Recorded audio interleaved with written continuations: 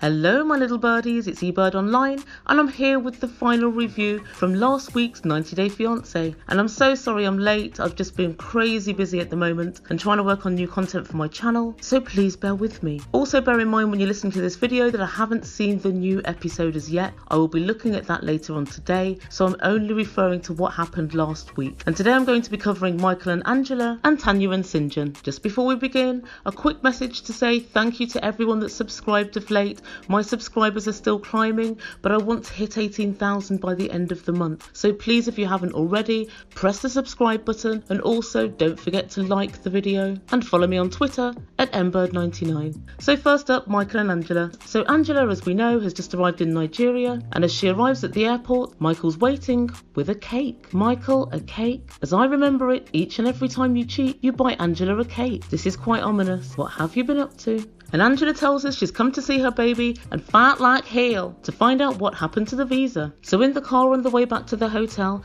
Angela asks Micheal exactly what happened. And here we have it. It transpires that Micheal didn't bother to tell them that they were engaged and didn't tell them they had an engagement ceremony and party last time TLC paid for Angela's flight over to Nigeria. So this is quite interesting, guys, because I think that's quite a key bit of information to have missed out. Obviously they have photos and videos of the ceremony, and you can also see that all of Michael's family came, including his mum, so it was obviously taken quite seriously, and they all bothered to get dressed up and have music and food, and it was a real event. So what does Micheal do? Micheal decides to mansplain it. Oh, Micheal. So he said, it's no big deal I didn't say that we were engaged. They can see my engagement ring. And he also says that he wrote it down on the form that he had to send in. Micheal, it's pretty obvious that anybody can get engaged. Hell, Robert managed to get engaged to Anny without even a ring. He had a ringless proposal, and in his mind that's an engagement. So an engagement can be anything, and you know it will be taken more seriously if they can see there was a big party with everybody's friends and family attending that party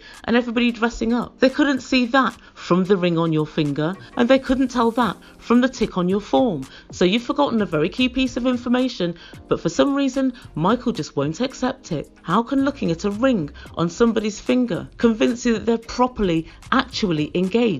And sometimes men are infuriating. I feel Angela's pain here, and when they arrive at the hotel room, Micheal has presents for Angela. He made her close her eyes, and he'd bought her a clock, and the numbers were replaced by photos of Micheal and Angela and their relationship. Or should I say TLC bought the clock? This clock smacks of something which is not purchased or made in Nigeria. This smacks of something that's from America. Ebird, quickly, they're veering towards sexy time. Toilet break. I still have awful nightmares about their last sexual interlude, and I won't put myself through it again. So the next time we catch up with these two, Michael's picking Angela up for breakfast, and he tells us he wants her to eat more traditional Nigerian food. And they sit down to eat a fish, and Angela is absolutely skeeved out by it. The fish still has its eyes in, and apparently the tongue is still in its mouth. I didn't even know fish had tongues, but there does seem to be something in its mouth. And Micheal, if you're trying to get somebody onto Nigerian food, you make that move gradually and carefully. You start with jollof rice, and you finish with fish tongue. You don't start with the fish tongue. Just like coming to the US, you're unlikely to achieve your aim. And as they were eating their breakfast, Angela sparked up a cigarette, and the Ebird couldn't help but think, oh Angela, didn't you know that smoking reduces your chances of fertility? There's a good girl, now stub it out. As Micheal said,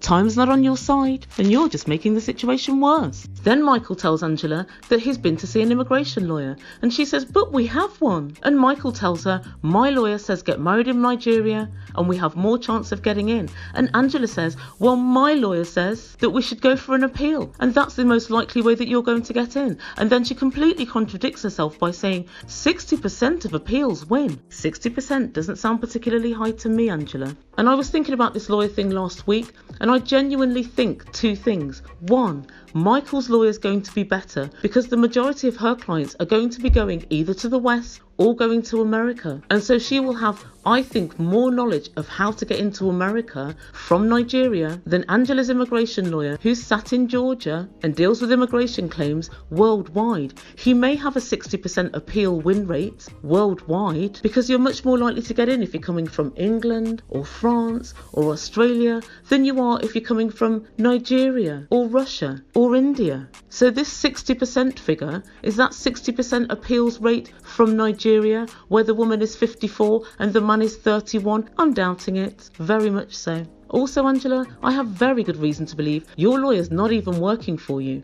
I noticed the look on his face when she was talking about her baby Michael, and the lawyer looked quite faintly disgusted. Also, when she talked about getting married in Nigeria, he said, well, it's really difficult because if you get married in Nigeria and you want to get divorced, it's then really a hard process. That's not the question we asked you, lawyer. What we asked you was, what's the likelihood of getting a visa after getting married in Nigeria? He didn't seem to answer that. His mind was already on what happens when you go to get a divorce. And I think low-key, he's already thinking, this relationship is a crock of crap, it won't last 2 minutes, and it's going to be a nightmare to divorce from this guy. Why have you skipped the immigration process and gone straight to divorce? Also, I find it curious that he's never met Michael, because had he done a Skype with him or something along those lines, he would have been able to actually talk him through what he needed to do in his interview, and also talk him through the most salient points he needed to get across, such as these phone calls, such as the engagement complete with party, and the amount of time these guys have spent together,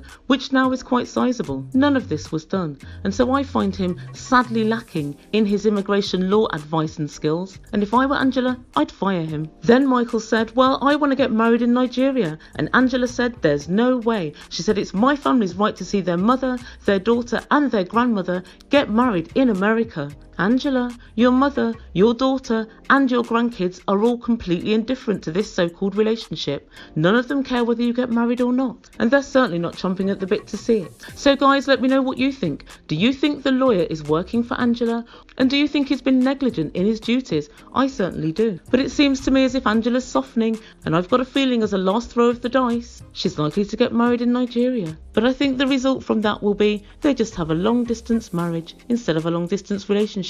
I still don't think Michael's destined for the US. So that's about everything for those guys. And next up, Tania and Syngin. Guys, Tanya's back, and it seems she's turned over a new leaf, and it's even worse than the old one. And as usual, Tanya's brimming with bullshit. So Syngin's on his way to the airport to pick Tanya up, and she's returning from Costa Rica. And when we first see him, he's just tidying up the room to make it nice for Tanya. And to start off with, guys, I thought it was the shed. I thought, oh my god, he's amazing. It looks like he's plastered the walls and got nice linen. And oh, it's a hotel room in New York. I thought it was too good to be true. So Syngin gets in a taxi to collect her, and when they saw each other, they both genuinely looked very excited. He ran over to her and he presented her with a flower, and he was so happy to see her, and she him. He tells us we want to create a future together, and he said knowing that she's coming back, automatically his anxiety has dropped. He hasn't enjoyed being on his own these last 30 days. And whilst talking to producers, Tanya says she knows that Syngin loves her. How does she know, we ask? Is it because he didn't leave her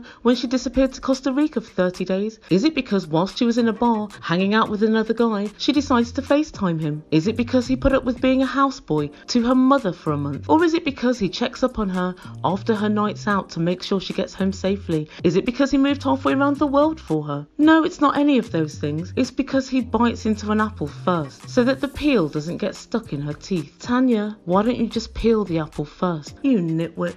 And this is typical Tanya, because she notices the infinitesimal, ridiculous things instead of the massive grand gestures and life changes that Syngin's undergone in order to be with her. And Tanya says, it seems really weird, it seems like I've been gone forever, but also it seems like I've been gone for just a couple of days. Yeah, for you probably, but not for Syngin, unfortunately. And she managed to brush over Syngin saying that he'd really missed her and that he was depressed whilst she was away. And Tanya, as usual, thinks she's amazing at everything. She thinks she's amazing in bed, and she's going to show Syngin a really good time. According to her, Heidi Fleiss could learn from Tanya. Heidi Fleiss, guys?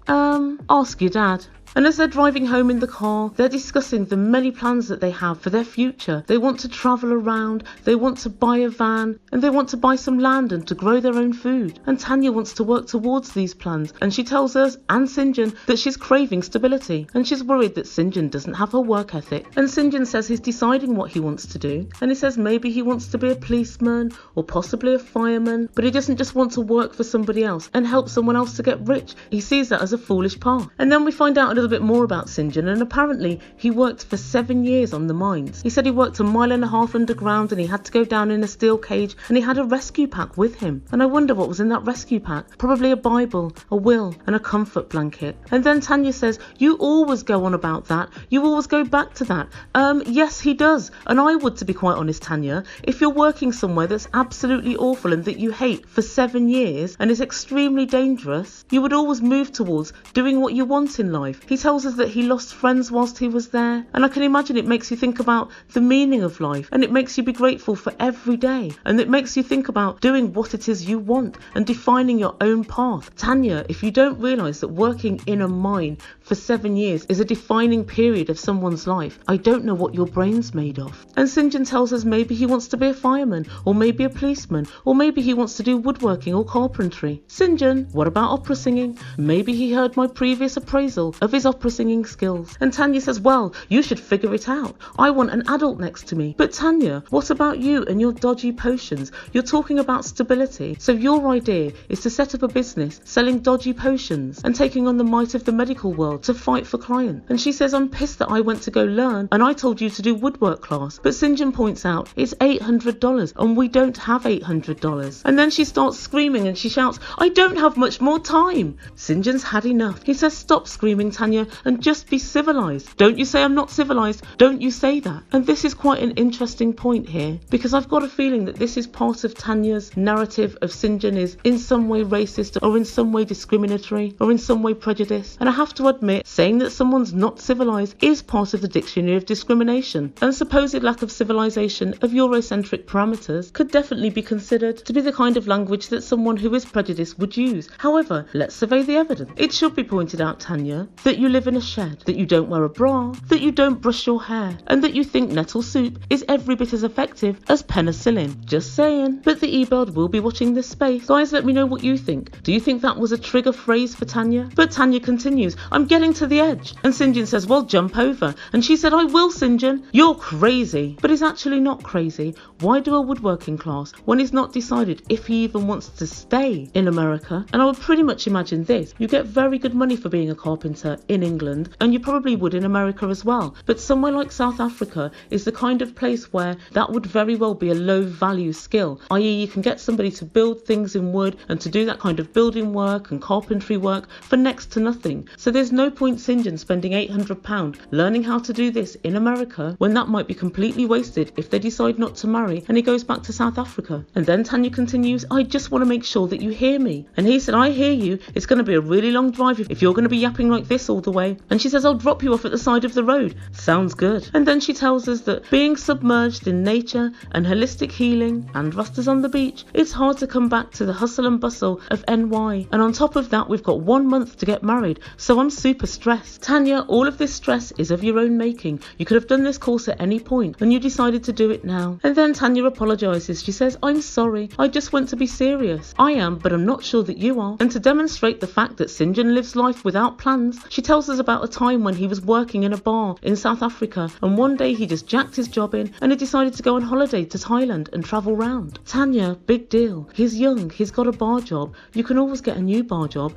and Thailand's extremely cheap, or it was then. You moan about Syngin's lack of work ethic and moving jobs, but you're exactly the same from what I can see. And she admits he can't get a job at the moment, so he can't prove himself to me. And it's difficult for him to prove himself to me in 90 days anyway. Yes, it is, especially if you've reduced it to 60 days, Tania. I think that Tania and Syngin are cut from the same cloth. They both have lofty dreams and ideas, but they don't seem to know how to put them into action properly. They're not working together, deciding who's going to be the stable one, earning a stable salary, and who's going to go off to train. It's Tania's idea, let's both train at the same time and both get a brand new career at the same time. That doesn't make any sense, Tania. The best thing that you could decide to do is for you to get a steady job now for these 3 months while Syngin's here. You could have got a bar job, just started saving money and bringing money in, get to know each other, have Syngin work on the shed, get some money so that you can make the shed a little bit nicer, or save up for one of the apartments that I found you in episode 2 or 3. And then once Syngin can work and he has his work permit through, then you can go and do your hocus pocus training and Syngin can get a bar job whilst you build up your business. Once that's up and popping, if it ever is, then Syngin can go and do his woodworking class and start the long training that it is to be a carpenter. And in the meantime, Tania's mum could help him to get some basic carpentry carpentry skills and he could maybe make chairs or tables or something like that, and Tania, you could sell them on eBay. All of these are plans which I've thought of in the last 2 or 3 minutes. Tania and Syngin, you need to get your brains into gear and start putting into place proper plans for your future. And to do that, you need to be working together, not one of you in Costa Rica and the other one acting as a houseboy for your mum. So guys, let me know in comments, what do you think? Do you think that Tania's got a bad case of do as I say, not as I do? And do you think that Syngin is justified in wanting to now do what makes him happy after having 7 years of hell working in mines? Put your comments down below.